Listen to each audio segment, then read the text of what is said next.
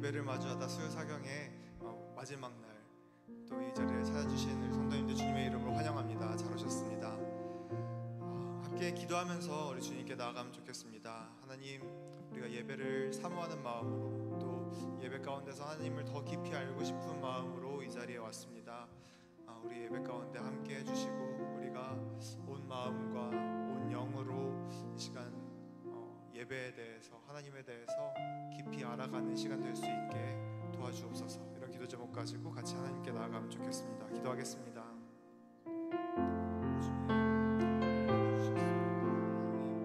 예배를 사모하고 또 예배를 통해 하나님 만나기를 사모하는 많은 사람들을 하나님 이 시간 주님께로 불러주셨습니다. 주님께서 불러주시고 초대하신 자리이니 이곳에 찾아온 이 많은 주님의 사람들이 하나님을 더 깊이 알아가는 시간, 예배를 깊이 생각하고 또 받아들이고 예배 가운데서 하나님을 더 깊이 있게 높이고 알아가는 시간 될 수 있도록 하나님 우리 가운데 함께 하여 주옵소서.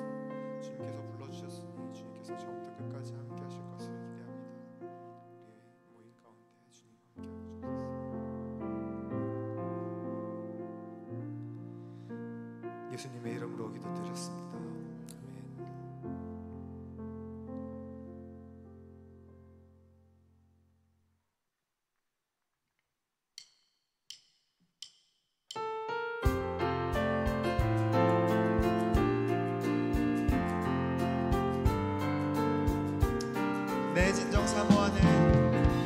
내 진정 사모하는 친구가 되신 그 주 예수님은 아름다워라. 산 밑에 백합화요 빛나는 새벽별 주님 영원할 길 아주 없. 다시 한번 내 진정 사모하는 친구가 되신 그 주 예수님은 아름다워라. 산 밑에 백합화요 빛나는 새벽별 주님 영원할 길 아주 없도. 내 맘이 아플 적에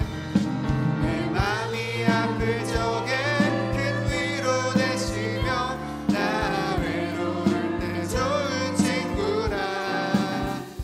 주는 저 산 밑에 백합 빛나는 새벽별 이 땅 위에 비길 것이 없도. 내 맘의 모든 염려 이 세상 보람도 주님 항상 같이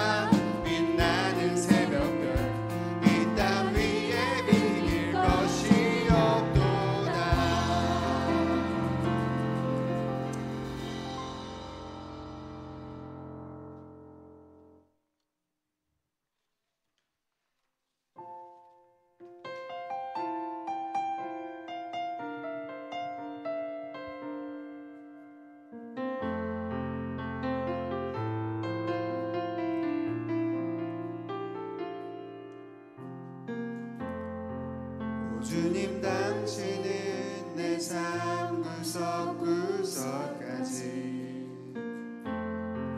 감찰하시며 나를 응원하시는 분, 내 길을 밝혀서 영원한 생명의 길로 인도하시며 나를 격려하시는, 우리 처음부터 다시 한번 찬양할까요? 오 주님 당신은 내 삶 구석구석까지 감찰하시며 나를 응원하시는 분, 내 길을 밝혀서 영원한 생명의 길로 인도하시며 나를 격려하시는, 크고 작은 갈등을 겪곤 하지만 항상 결국 당신을 선택합니다. 크고 작은 갈등을 겪곤 하지만 항상 결국 당신을 선택합니다.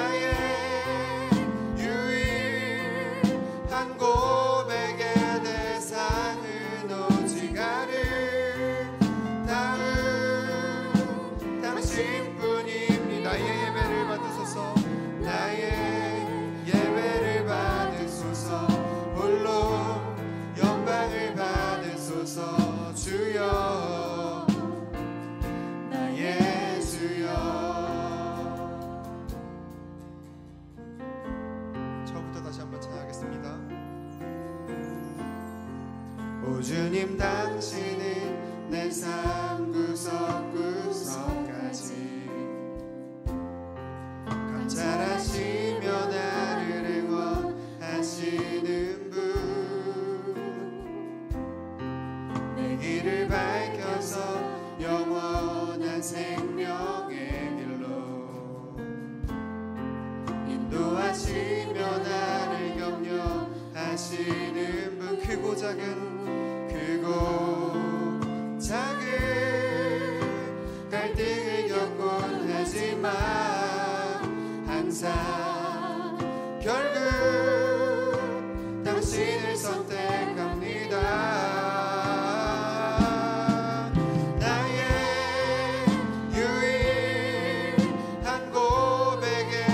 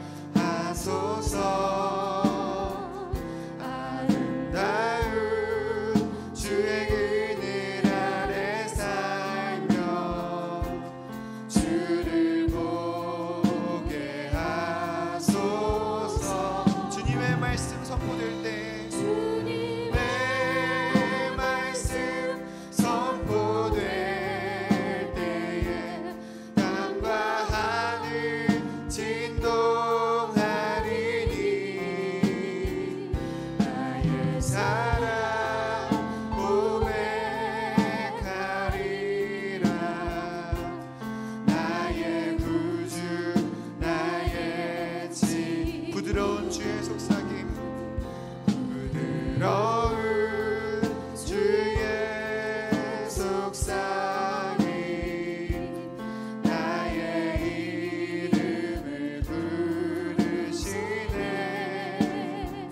주의 능력 주의 영광을 보이사 성령을 부으소서. 내 마른 곳 거룩해지도록 내가 주를 찾게 하소서. 내 모든 것 주께 드리리. 나의 구주 나의 집. 온 마음으로 주를 바라며, 온 마음으로 주를 바라며 나의 사랑 고백하리라. 나를 향한 주님의 그 크신 사랑 간절히 알기 원해. 주의 은혜로 용서하시고 나를 자녀 삼아 주셨네. 나의 사랑 고백하리라.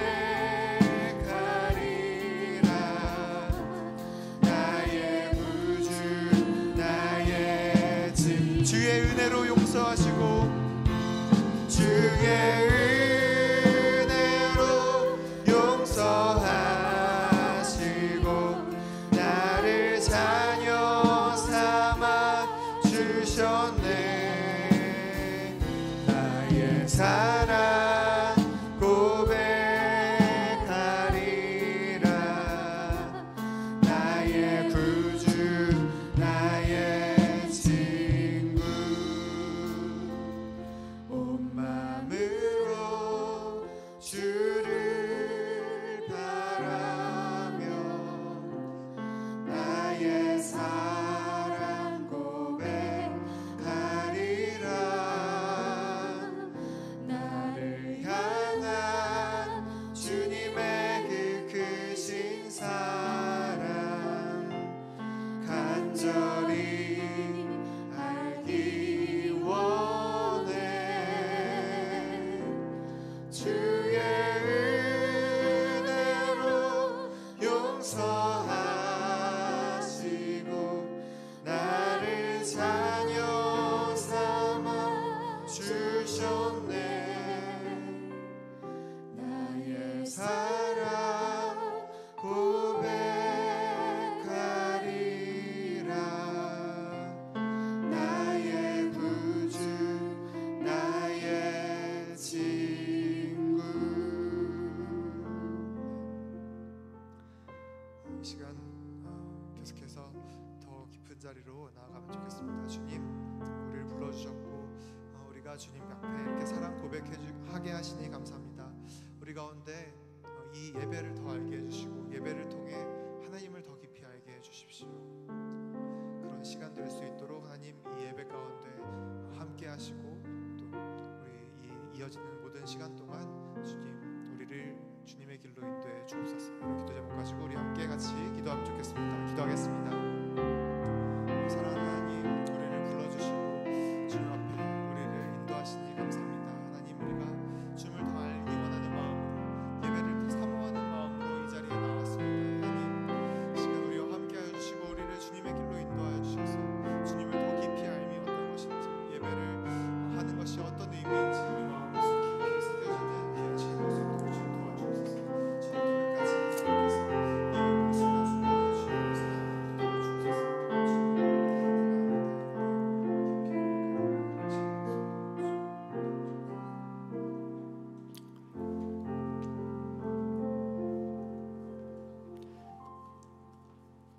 한낱 티끌보다 못한 우리를 감히 하나님을 만날 수 있는 이 자리로 인도해 주신 하나님께 감사드립니다. 이 한 달간 우리가 예배라고 하는 주제로 하나님을 만나고 있습니다.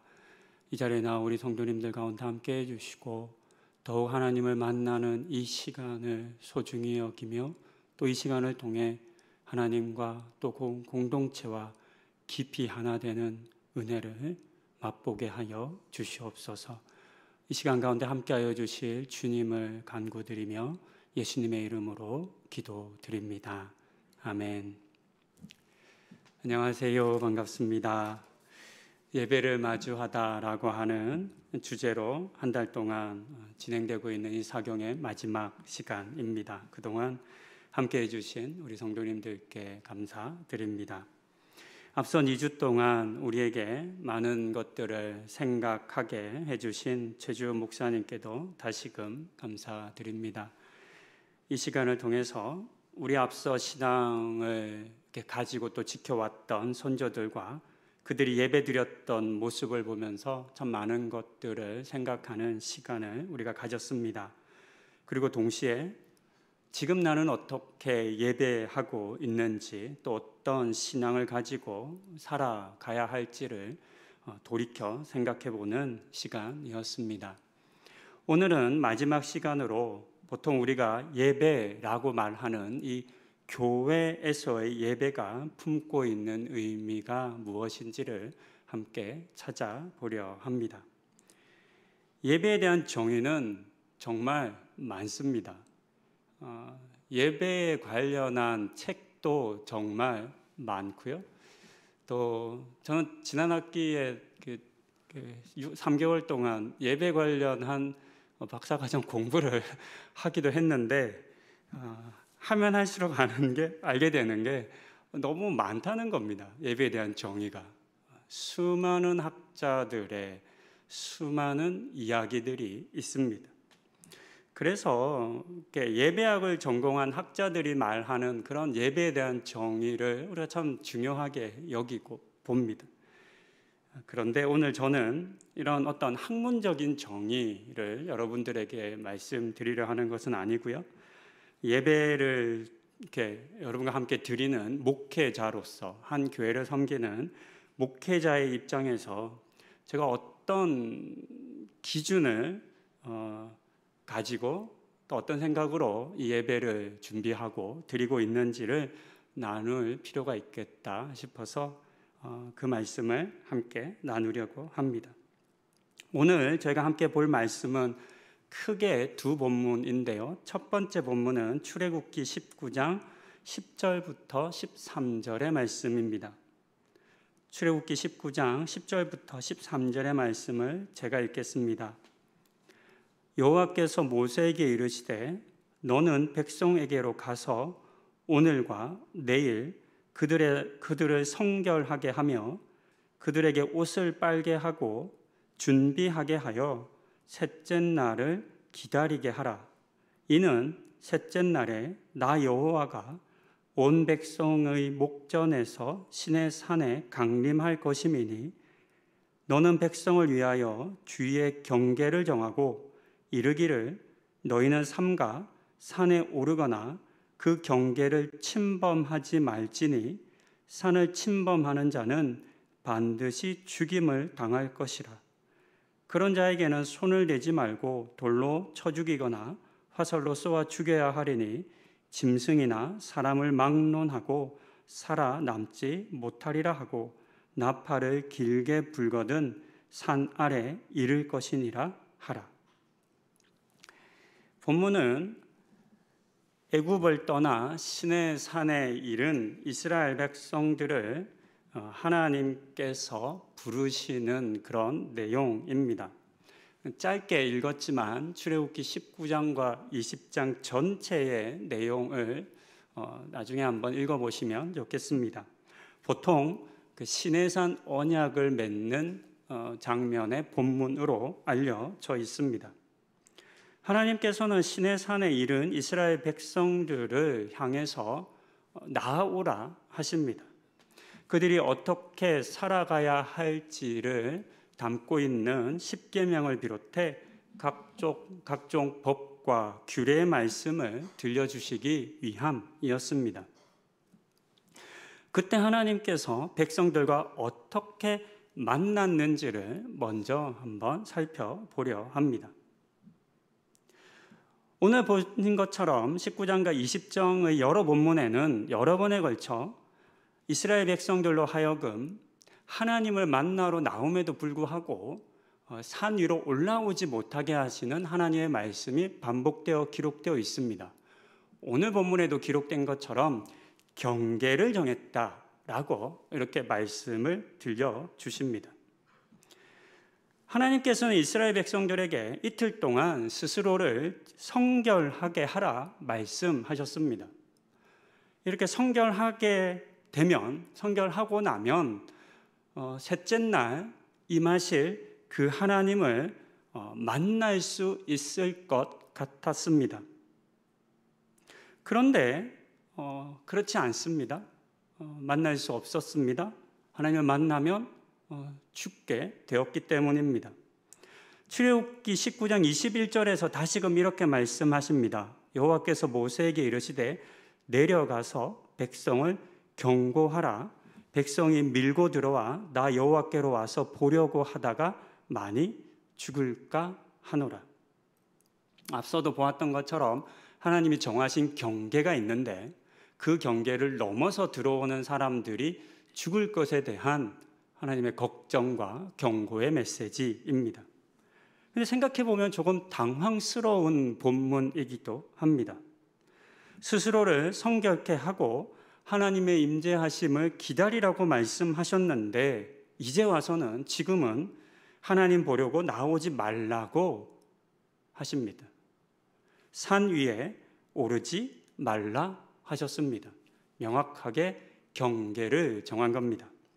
그리고 하나님께서는 백성들은 산 기슭에 머물게 하시고 모세와 아론만을 시내산 위로 오게 하셔서 그들을 대면하여 만나 주셨습니다. 이 본문이 담고 있는 많은 의미가 있겠지만 제가 오늘 말씀드리고 싶은 것은 이 상황에 대한 말씀을 드립니다. 우리는 이 말씀과 상황을 통해서 사람과 하나님, 사람과 신이 만나는 방식이 어떻게 이루어지는지를 생각해 볼 수 있습니다. 사람이 신과 만나는 사건, 오늘 본문에 기록되어 있는데요.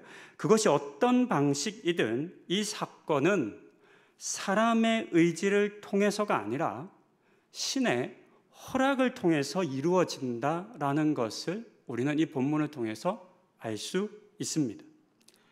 신이 허락한 자만 들어올 수 있는 겁니다. 경계를 넘어올 수 있는 겁니다.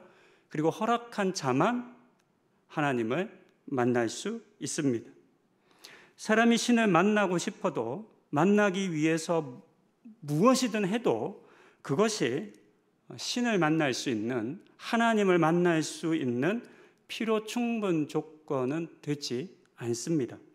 오직 사람이 신을, 하나님을 만날 수 있는 유일한 방법은, 기회는, 시간은 하나님이 허락하실 때만 가능합니다. 그런데 이와 같은 허락이 사람의 입장에서 보면 납득하기가 좀 어렵습니다. 받아들이기가 어렵습니다. 왜냐하면 언제 우리가 신을, 하나님을 만나기를 원하는가라고 하는 것을 생각하면 그렇습니다. 여러분들은 언제 하나님을 만나기 원하세요? 보통의 사람들은 급할 때 하나님을 찾습니다.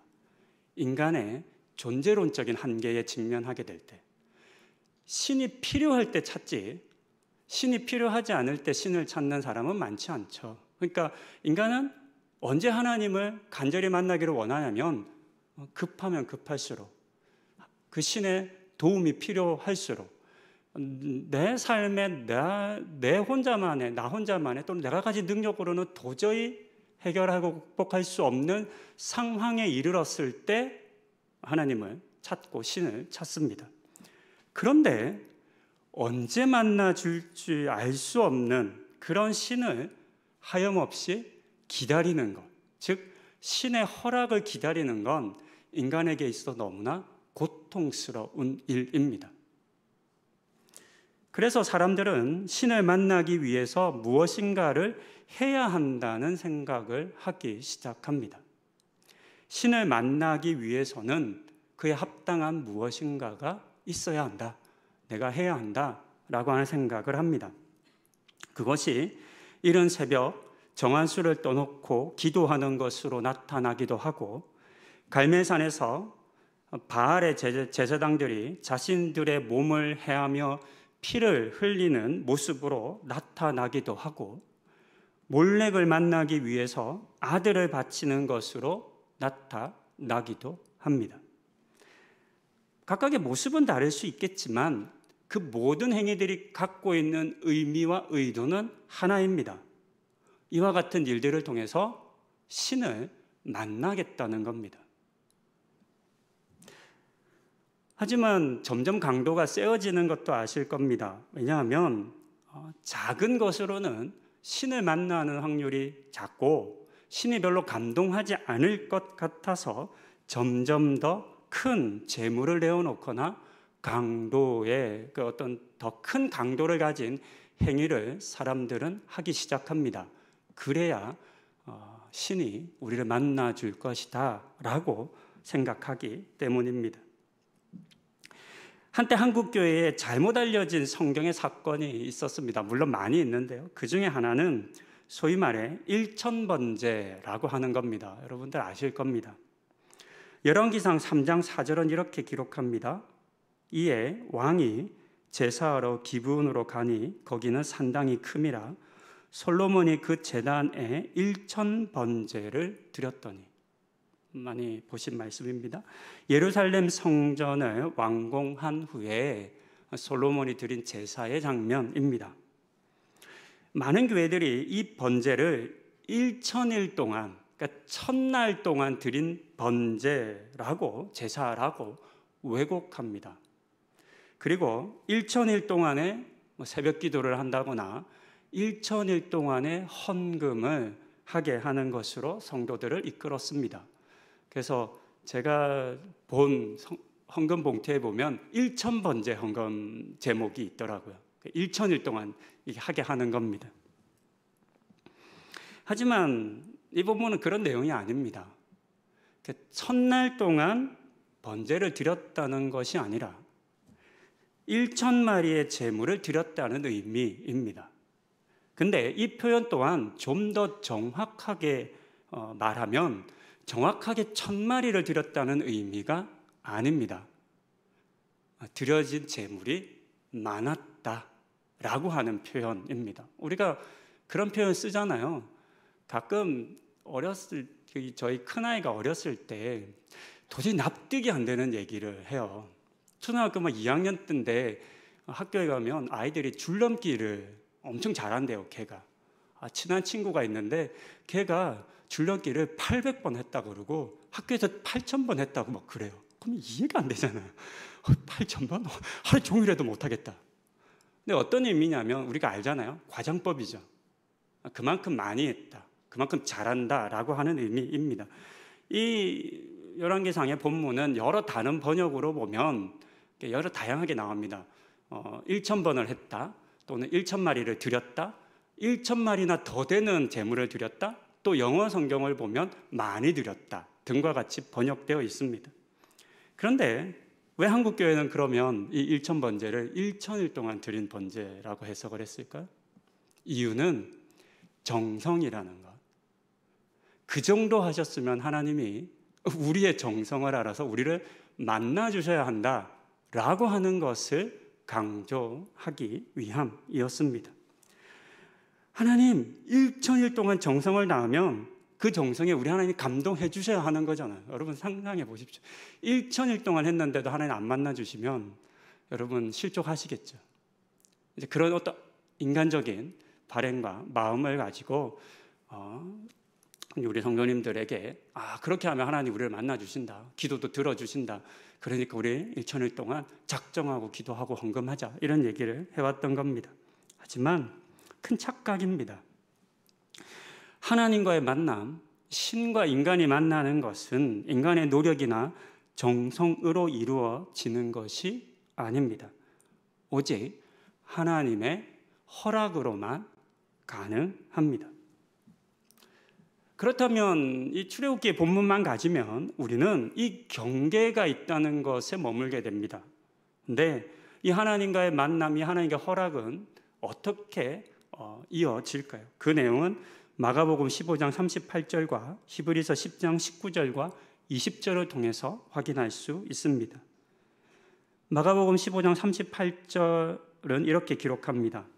이에 성소 휘장이 위로부터 아래까지 찢어져 둘이 되니라. 히브리서 10장 19절부터 20절입니다. 그러므로 형제들아, 우리가 예수의 피를 힘입어 성소에 들어갈 담력을 얻었나니 그 길은 우리를 위하여 휘장 가운데로 열어놓으신 새로운 살 길이요 휘장은 곧 그의 육체니라. 시내산에 정해져 있던 그 경계는 성전, 성소의 휘장이 됩니다. 그래서 그 휘장 또한 경계가 됩니다. 하나님과 사람을 구분하는. 그리고 이 휘장은 사람이 함부로 넘나들 수 없는 경계선이었습니다. 그래서 하나님의 허락 없이 그곳을 넘어가는 사람은 모두 죽었습니다. 심지어 허락받은 제사장, 대제사장이라 하더라도 죄의 문제로 말미암아 그 안에서 죽습니다. 그래서 성경을 보면 대제사장이 살아있나 죽었나를 보기 위해서 대제사장의 몸에 종을, 방울을 답니다. 그래서 한참을 보다가 아무런 소리가 안 나면 죽었나 싶어서 대제사장의 몸에 묶었던 줄을 당겨서 그를 끄집어내는 장면들이 성경에 기록되어 있습니다. 이것은 하나님과, 즉 신과 사람의 존재를 여전히 구분합니다. 그런데 예수님의 십자가 죽음과 동시에 휘장이 찢어집니다. 그리고 이것은 하나님과 사람 사이를 구분하던 경계선이 비로소 사라진 것을 우리에게 알려줍니다. 히브리서가 우리에게 알려주는 것처럼 이제 사람들은 이 휘장이라고 하는 경계선을 넘어 하나님 앞에 나아갈 수 있게 되었습니다. 신과 사람이 만나는 사건은 본질적으로 신이 하나님이 주도하는 사건이고 하나님에 의해서 허락되어진 사건이었는데 이 허락을 예수 그리스도를 믿음으로 고백하는, 그리스도로 고백하는 사람들에게 영원히 단번에 허락해 준 사건이라는 것을 우리는 알 수 있습니다. 그런 점에서 기독교의 예배는 사람이 하나님을 만날 수 있는 가장 정확한 사건이 됩니다.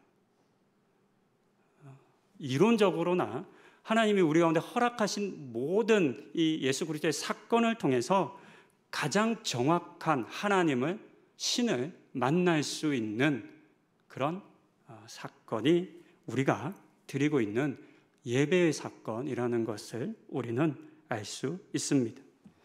그렇게 우리는 너무나 쉽게 드려지는 이 예배, 매주 또는 여러 시간 속에서 예배가 계속 드려지고 있으니까 우리는 그 예배가 갖는 의미를 굉장히 가볍게 여깁니다. 그러나 그렇지 않은 겁니다. 이 예배는 예수님께서 십자가의 핏값으로 우리에게 허락하신 하나님과 우리가 만날 수 있도록 열어주신, 허락해 주신 사건이라는 겁니다.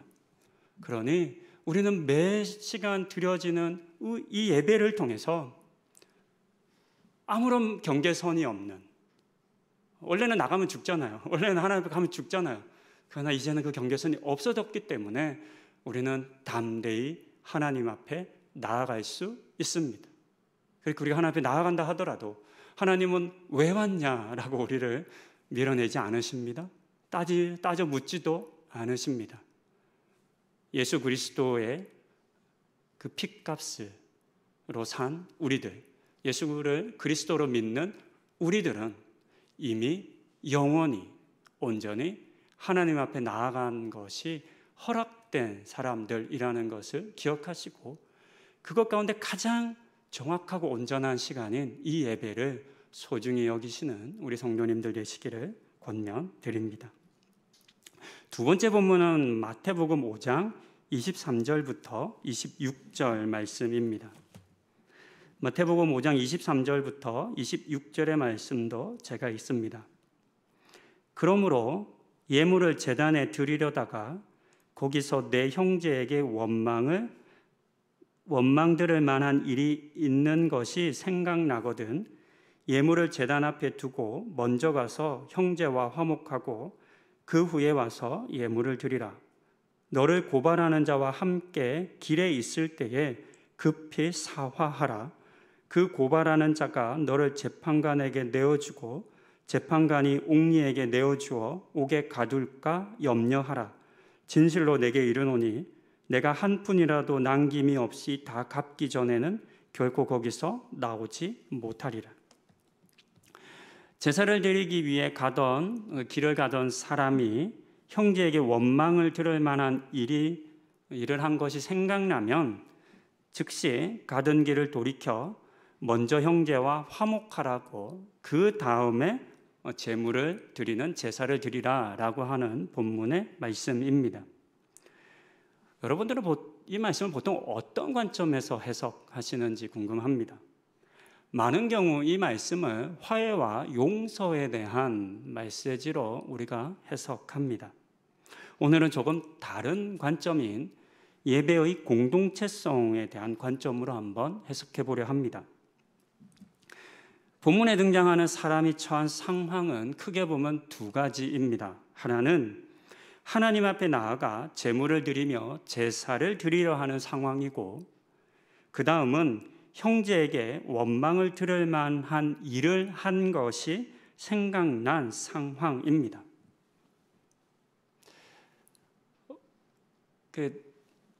이상하게 주일날 예배 오기 전에 부부싸움을 좀 많이 하지 않나요, 우리가? 언제 자녀들에게 큰 소리를 치냐면 아이들이 예배 드리기 전에 꾸물꾸물 할 때, 꼼지락꼼지락 할 때 소리를 많이 칩니다. 예배 드리러 나오는데 누군가 크게 다투고 화해해야 하는 일, 본문이 기록한 것처럼 내가 크게 잘못을 해서 용서를 구해야 하는 일, 또는 반대일 수도 있겠죠. 누군가를 용서해줘야 하는 그런 부담들 우리가 느낄 겁니다. 이런 일들이 살다 보면 많이 있습니다. 이런 상황에서 이런 상황이 그냥 우리가 살아가는 삶 속에 있는 일이니까, 그러면 이 상황을 오늘날 이렇게 적용해 본다면 무엇이 더 중요할까요? 예배드리러 나오는 이 행위, 그래서 늦지 않게 이 예배 시간에 와서 예배를 드리는 행위, 앞서 예배는 하나님과의 만남의 사건이라고 말씀드렸으니까 이 하나님과의 만남의 사건이 중요합니까? 아니면 해결하지 못한 타인과의 관계의 문제가 더 중요합니까? 보통 우리는 예배하는 것, 제사 드리는 것이 더 중요하다고 여깁니다. 그렇게 생각하고 마음에 떠오르는 그런 생각과 이런 것들은 뒤로 미루죠. 때로는 그런 생각을 하더라도 그다지 중요하지 않게 여기는 경우도 많은 것 같습니다. 그런데 오늘 이 본문은 예수님께서 하신 말씀이시잖아요. 그러니까 이 본문 속에서 제물을 가지고 제사를 드리기 위해 나아가는 사람은 누구에게 제사를 드리는 거죠? 하나님이신 예수님에게 제사를 드리는 것이기도 할 겁니다. 그렇다면 이 말씀을 하시는 예수님은 이 제사를 받으시는 분이잖아요. 그러니까 자신을 향해 제사를 드리기 위해 나오는 사람을 향해 그 사람이 제사를 드리러 나오는데 그 마음에는 용서를 구해야 할, 화해해야 할 상황을 떠올리고 있는 상황인 거죠. 네, 예배가 더 중요해요. 예배 드려야죠. 늦지 않아야죠. 제물을 드리고 하나님께 제사해야죠 라고 보통 생각하는 우리들을 향해서 이 제사를 받으시고 이 예배를 받으시는 예수님께서 뭐라 그러냐면 아니라고 이야기합니다. 제사를 드리는 게 더 중요한 게 아니라 빨리 돌아가서 화해하는 게 더 중요해 라고 지금 우리에게 또 그 당시에 있던 이 글을 읽는 이야기를 들은 사람들에게 말씀하셨습니다. 왜 그렇게 말씀하셨을까요? 이 말씀은 어떤 의미일까요? 그냥 다 그 가지치기를 하고 화해하는 것이 예배 드리는 것보다 더 중요하다라고 하는 의미일까요? 그렇게 본문을 너무 단순화하면 안 되겠죠? 그건 아니라고 생각합니다. 왜냐하면 이 말씀은 화해하고 용서하는 것을 제사나 예배와 비교하는 내용이 아닙니다. 이 내용은 어떤 비교를 위해서 쓴 메시지가 아닌 거죠. 저는 이 본문이 예배를 드리는 사람들의 자세와 태도에 대한 가르침이라고 이해합니다. 하나님을 만나기 위해 나오는 사람은 어떤 준비를 해야 할까요? 잘 아시는 것처럼 이스라엘 백성들은 제사를 드리기 위해서는 제물을 가지고 와야 했습니다. 그렇죠? 근데 구약의 율법을 보면 이 제물은 반드시 흠이 없어야 했습니다. 그래서 유대인들은 제사를 드릴 때 자신이 가져오는 그 제물이 흠이 없는 것을 살피고 보호하는데 굉장히 많은 에너지를 씁니다. 그러니까 흠 있는 제물을 아예 선택하지도 않을 뿐만 아니라 제사를 드리기 위해서 오는 그 과정 가운데 이 제물을 잘 관리하기 위해서 최선의 에너지를 씁니다. 그러니까 자연스럽게 행동과 삶이 조심스러워지겠죠. 그 제물 때문에. 그런데 정작 자기 자신의 삶에 대해서는 돌아보지 않는 경우가 있을 겁니다. 즉, 제사를 드리는 사람이 제물은 귀하게 여겼지만 그 제물이 흠이 없는 것에 대해서는 관심을 가지지만 자기 자신이 흠이 없어야 함에 대해서는 놓치고 오는 겁니다.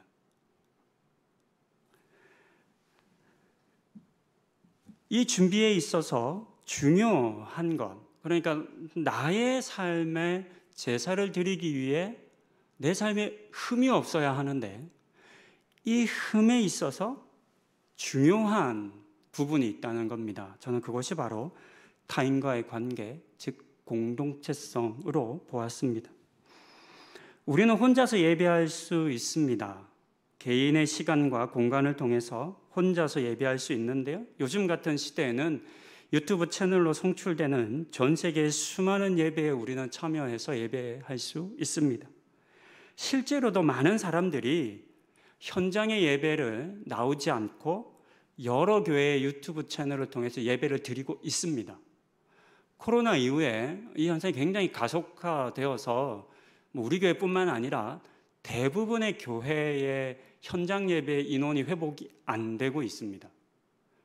그런데 놀라운 건 그렇게 교회를 안 나오시는 분들이 교회를 떠난 건 아니라는 점이에요.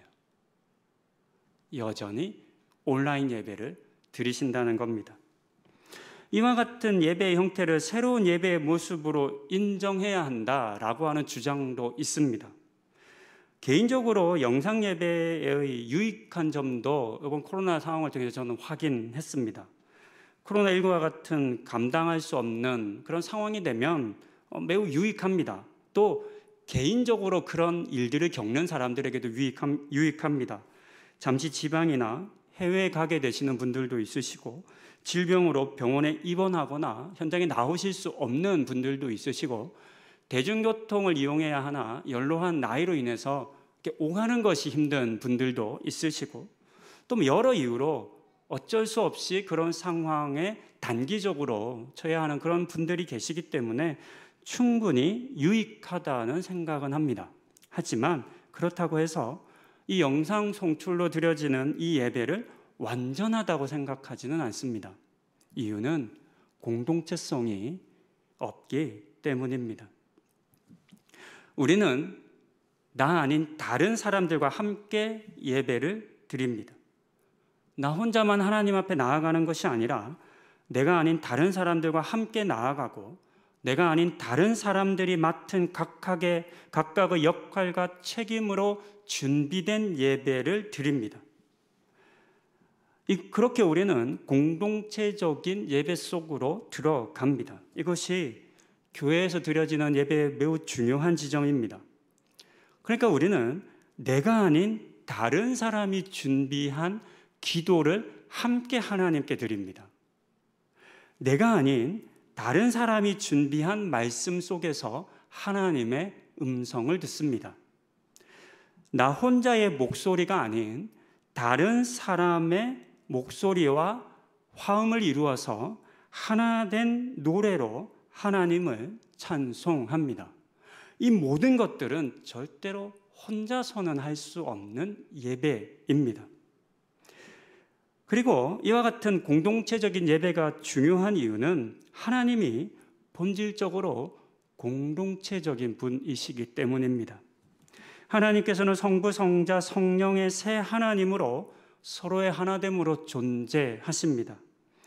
또한 세 하나님께서는 자신들의 형상을 따라 사람들을 지으시며 그 사랑의 관계를 확장하셨습니다. 그러니까 사람을 지으심의 또 다른 의미는 하나님과의 관계 속으로 사람을 초청한 것이라 볼 수 있습니다. 왜 하나님이 사람을 창조하셨을까요? 왜 저와 여러분들을 창조하셨을까요? 이유는 새 하나님이 맺고 있는 관계 속으로 저와 여러분들을 초청하시기 위함인 거죠. 그렇게 하나님이 이루신 공동체를 확장해가는 것, 넓혀가는 것, 그것이 하나님의 창조의 이유입니다. 그리고 우리는 이와 같은 하나님의 공동체적인 모습을 좇아 공동체적인 삶을 살아가기를 요청받습니다.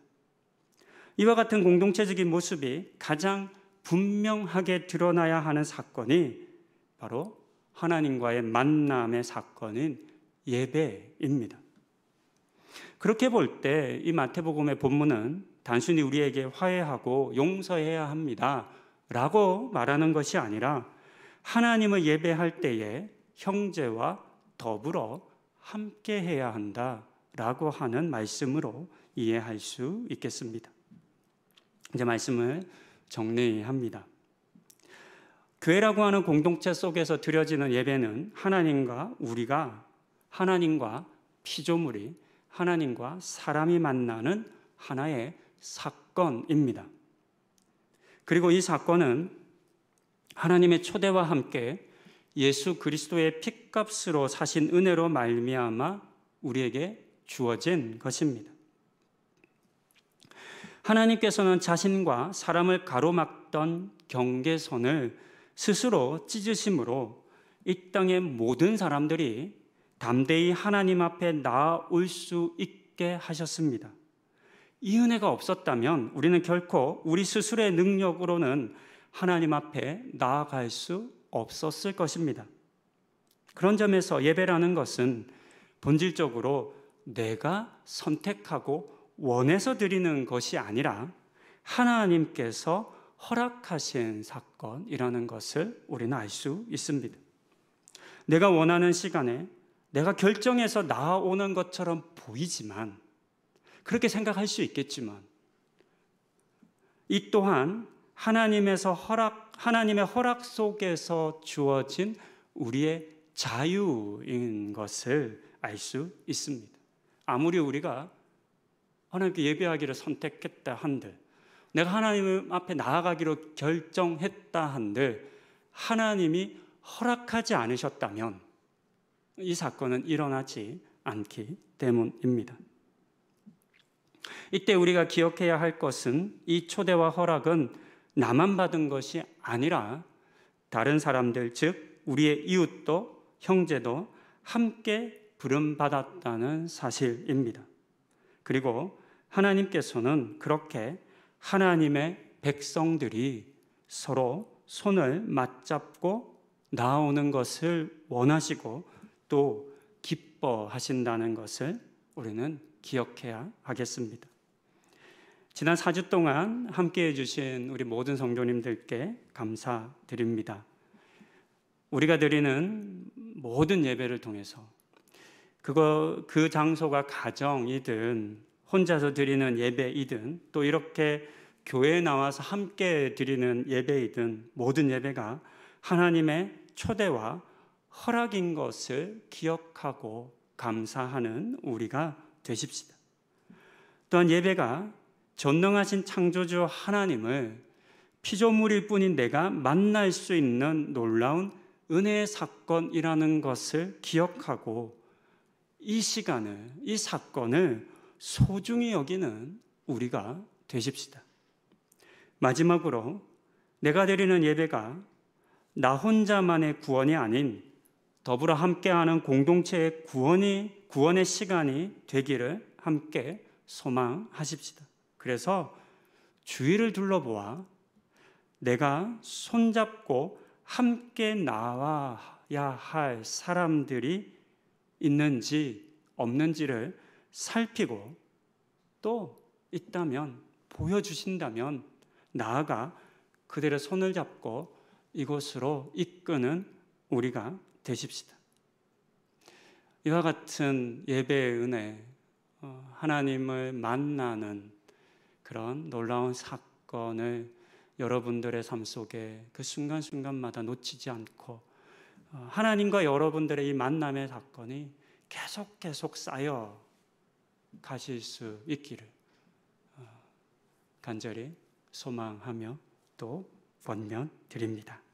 이제 함께 기도하는 시간을 우리가 가지기를 원합니다. 우리가 보았던 것처럼 예배는 창조주이신 하나님과 만나는 사건의 시간입니다. 피조물일 뿐인 사람이 하나님을 만날 수 있다는 이 놀라운 의미를 우리가 결코 가볍게 여겨서는 안 될 것입니다. 정말 이거 상상만 해도 놀라운 일입니다. 내가 창조주 하나님을 만날 수 있다고? 아니, 창조주 하나님이 나를 만나 주신다고? 세상 어떤 신이 피조물을 소중히 여기며 피조물의 말에 귀를 기울이며 피조물을 사랑합니까? 세상 어떤 신이 피조물인 사람을 위해서 기꺼이 사람이 되어 이 땅에 오시고 사람을 위해 죽기까지 하십니까? 그 놀라운 일이 우리에게 일어났습니다. 그리고 그 놀라운 일들이 우리가 드리는 모든 예배의 순간에 재현됩니다. 하나님이 우리를 찾아오시고 우리가 하나님을 만나는 그 사건으로서의 예배를 우리가 소중히 여기십시다. 이 시간 함께 기도하실 때 말로는 다 표현할 수 없는 이 놀라운 이 예배의 의미를 기억하게 해주십시오. 하나님이 나와 만나는 그 놀라운 사건으로서의 예배를 기억하고 감사하는 그런 내가 되겠다고 이 시간 나를 만나주시는 그 하나님의 은혜에 감사하는 기도를 함께 드리십시다. 오 놀라운 하나님, 오 놀라운 하나님, 오 놀라운 은혜의 하나님, 우리가 무엇이길래 우리를 만나 주십니까? 우리가 어찌 하나님을 만날 수 있겠습니까? 티끌보다 못한 우리가 어찌 창조주 하나님을 볼 수 있겠습니까? 감히 하나님을 입에 담을 수도 없고 하나님을 바라볼 수 없는 죄인들인데, 너무나 하찮은 존재인데 그런 우리를 만나주시는 그 은혜가 우리에게 있습니다. 예배는 우리가 너무나 안전히, 너무나 온전히 하나님을 만날 수 있는 기회의 사건이라는 것을 보았습니다. 하나님과의 만남이 거듭거듭 반복되어지는 사건으로서 이 예배를 우리가 드리게 하여 주시옵소서. 하나님을 더 자주 만나고 하나님과 더 친밀히 만나고 하나님과 더 가까이 만나는 우리의 사건이 우리가 매일매일 드리는 예배를 통해 이루어지게 하여 주시옵소서.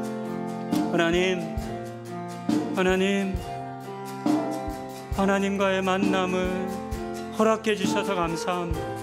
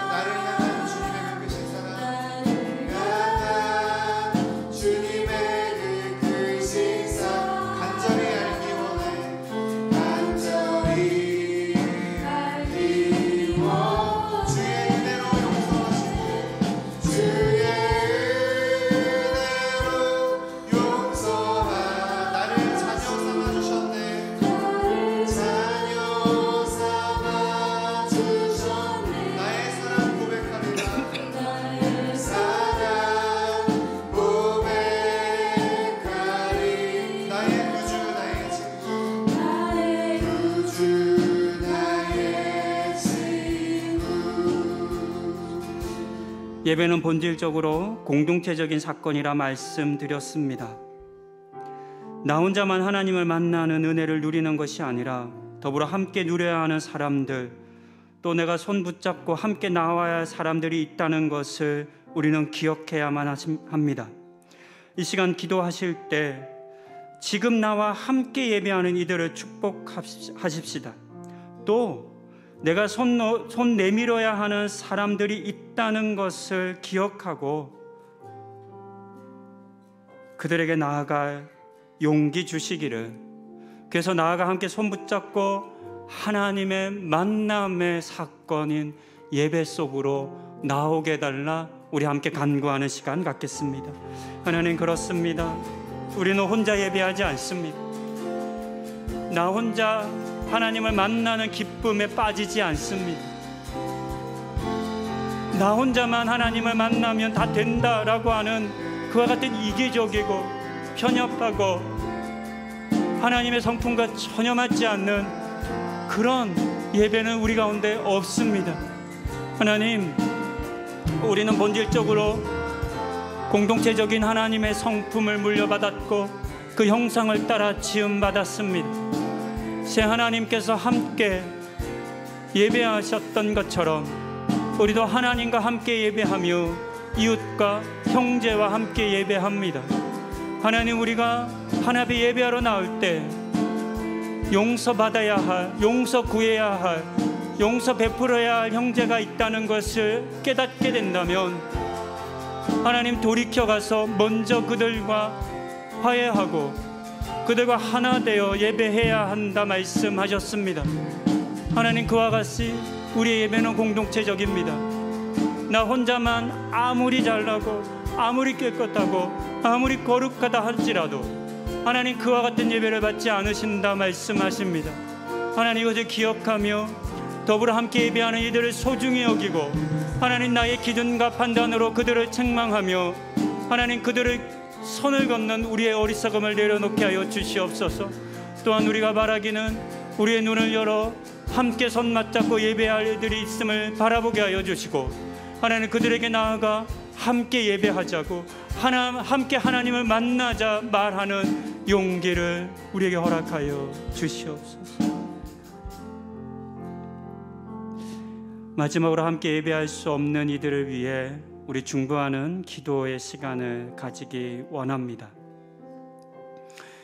이 땅에 많은 사람들이 고통의 상황과 시간 속에 살아갑니다.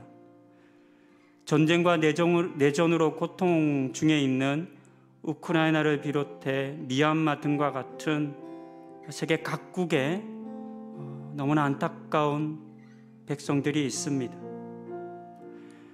가난과 질병으로 고통받는 사람들이 있습니다. 건강을 잃고 쉽게 회복되지 않아 절망하는 이들도 있습니다. 반복된 실패로 말미암아 마치 무가치한 존재인 것처럼, 하나님은 나와 함께하지 않는 것처럼 여겨져 절망하는 이들도 있습니다. 이 시간 우리 주변에 다른 누구보다 하나님과의 만남이 절실히 필요한 이들을 떠올리십시다. 그리고 그들에게도 하나님과의 만남의 사건인 이 예배의 은혜가 임하여야 한다는 것을 우리 하나님께 간구하십시다. 주변에 가까이 하는 지인분들을 위해 중보하시거나, 또는 이 사회와 이 세계 가운데, 열방 가운데 있는 하나님 우리 가운데 허락하신 그 기도의 제목, 우리에게 주시는, 성령님께서 주시는 마음으로 이 시간 함께 기도하시겠습니다. 오 하나님, 그렇습니다. 하나님과의 만남의 사건을 가질 수 없는 이들이 있습니다. 하나님, 삶이 너무나 절망스럽고 지치고 아프고 고통스러워 숨이 목끝까지 차올라 주변을 전혀 돌아보고 자기 자신을 멈추어 돌아볼 수 없는 그런 사람들이 있습니다. 세상 가운데 순간순간 밀려오는 죽음과 또 고통의 공포로 말미암아 하나님, 살지만 사는 것처럼 살지 못하는, 차라리 죽음이 더 나은 것 같은 삶을 살아가는 이들도 있습니다. 하나님, 이와 같은 이들을 불쌍히 여겨 주시옵소서. 하나님, 그들도 하나님과 만나는 은혜를 허락하여 주시옵소서. 하나님, 우크라이나의 전쟁의 고통 가운데 있는 이들을 불쌍히 여겨 주시옵소서. 수많은 학살과 하나님 끊임없는 그 학살로 말미암아 고통하는 미얀마를 비롯한 여러 내전의 지역들 불쌍히 여겨 주시옵소서. 하나님, 북한의 동포들을 불쌍히 여겨 주시고 그들이 처한 체제적이고 하나님 경제적인 어려운 가운데 하나님 속히 구원을 허락하여 주시옵소서. 우리 주변에 있는 가난한 이들, 실패하는 이들, 절망하는 이들, 고통하는 이들을 하나님 기억하여 주시고, 하나님 그들을 향해 우리를 보내시기 원하실 때에 하나님 우리가 눈을 닫고 외면하지 않게 하여 주시옵소서. 하나님, 그들과 함께 하나님을 만나야 한다 말씀하실 때에 하나님 그 일은 내일이 아니라 말하며 등 돌리는 우리가 되지 않게 하여 주시옵소서.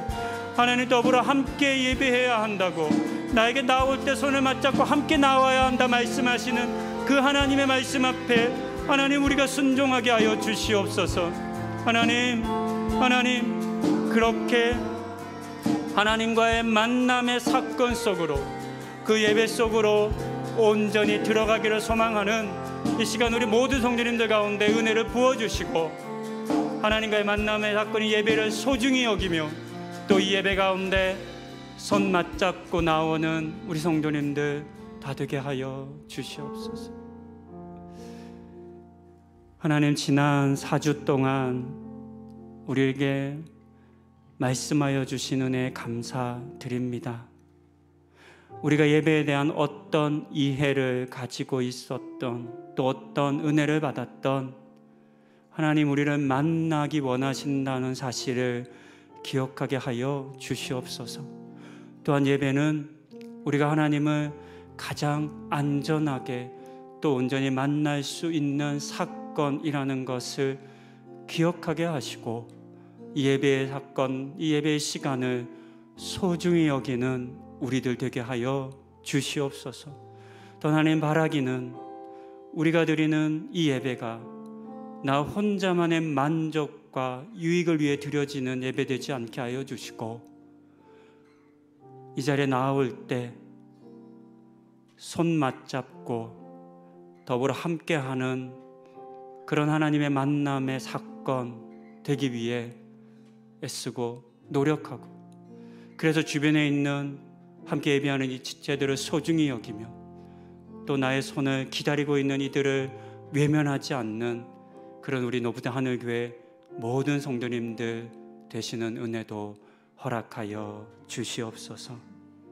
이제는 우리 주 예수 그리스도의 십자가 구원의 은혜와 아버지 하나님의 풍성하신 사랑과 성령님의 임재와 격려하심이 하나님과 나와 이웃이 막힌 것 없이 서로 하나 되어 만나는 이 예배의 시간을 소중히 여기고 또 간절히 사모하는 이 자리에 머리 숙인 모든 주의 자녀들 위해, 또한 이 땅 가운데 이 예배의 사건을 누리고 경험할 수 없는 상황에 처한 모든 이들 위해 이제로부터 영원토록 함께 하시기를 간절히 축원하옵나이다. 아멘.